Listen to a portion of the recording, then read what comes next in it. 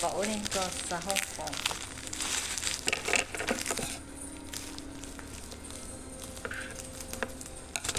Bale, may 12 pieces kayo ito. 12 pieces ito. Kulay blue.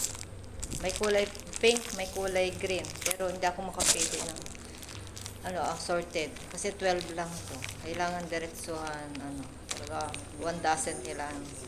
1 dozen ang pinili ko na lang ang blue. Kasi hindi pa ako nakaranas ng blue. Palagi yun ang green saka pink yung lagi kong nagagamit dati. Bilangin ko kung tama na kung 12 talaga to. 2, 4, 6, 8, 10, 12. Tama, 12.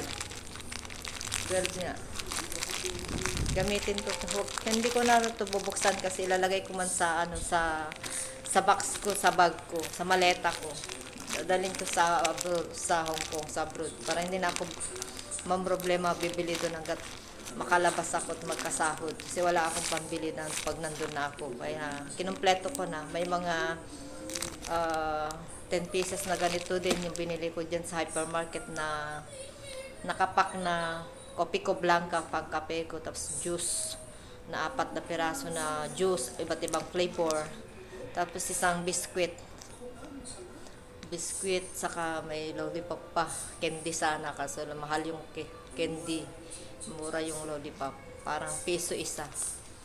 Kung bibili ka dyan sa sa tindahan, 4 piraso yung 4 na piraso ay 5. Kaya mas mabili na bumili na ako ng 10 lollipop. Para pang ko lang yun. Pag tapos na ako kumain, pang candy ko. Ayan. Babaunin ko. Sa taas yung bag ko. Dumating yung order ko sa Shopee. Pinakita ko sa inyo. Ang bayad pala ito is, di ko pa sinasabi, 84. Ay. COD sana to eh. Ay, di ko alam.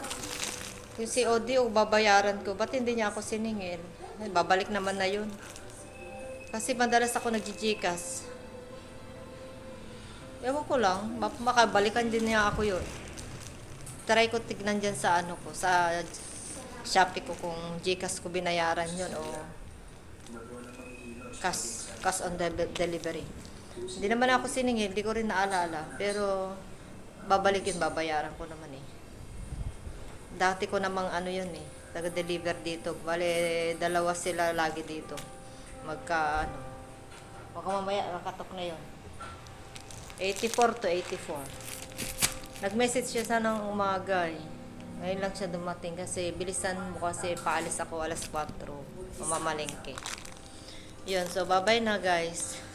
Titignan ko kung cash on delivery ito nga ba o kaya Gcash. Kasi kadalasan Gcash ako nagbabayad eh.